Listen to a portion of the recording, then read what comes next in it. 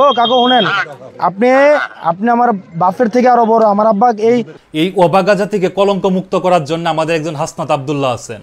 নেতা মানে আমরা বুঝতাম খাই খাই অবস্থা, নিজেদের পকেট ভারী করা, দেশ থেকে টাকা পাচার করে বিদেশে বাড়ি গাড়ি করা। কিন্তু হাসনাত আব্দুল্লাহ আমাদের চোখে আঙ্গুল দিয়ে দেখিয়ে দিচ্ছেন নেতা মানে কি। সম্প্রতি উনি কুমিল্লার দেবিদ্বারে রাস্তা নির্মাণে অনিয়মের অভিযোগ পেয়ে গিয়েছিলেন। একটা রাস্তা করছেন একদিন হয়েছে, রাস্তায় ইয়া দিলে এখানে রাস্তার অবস্থা কেন? ভালো হয়েছে, আপনি স্পষ্ট কথা বলবেন। এটা কি রাস্তার কাজ ভালো হইতেছে না খারাপ হইতেছে? আপনি আমাকে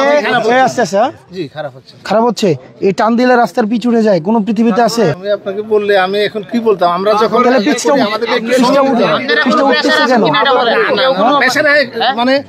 আমাদের জুন ক্লোজিং, এখন জুন ক্লোজিং এ কাজটা উঠানোর জন্য একটু তাড়াতাড়ি করতেছে। হ্যাঁ সেটা বলেন, একটু তাড়াতাড়ি করতেছে।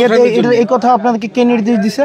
মানে আমাদের থানা ইঞ্জিনিয়ার স্যারের সাথে এটা জুন ক্লোজিং এ এই রাস্তাটা মেয়াদ শেষ। হ্যাঁ মেয়াদ শেষের কারণে এটা তাড়াতাড়ি করার জন্য এতদিন করলো না কেন? 4 বছর ধরে রাস্তা কাজ করছে, মানে এখন লামছাম দিয়ে 9-6 দিয়ে রাস্তার কাজ করবে? থানা ইঞ্জিনিয়ারকে সবুজ স্যার। হ্যাঁ তা আপনাদের এই যে আপনাকে বলতেছে জুন ক্লোজিং এর, মানে আপনাদের এই যে ক্লোজিং ডেট, এই কারণে আপনারা তাড়াতাড়ি রাস্তা করতেছেন। এতদিন রাস্তা করেন না, এখন করতেছেন কেন এভাবে? কোন কি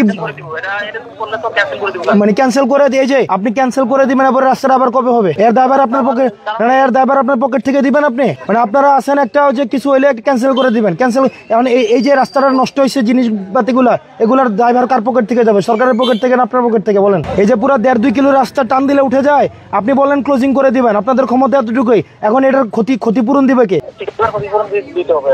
কে ক্ষতি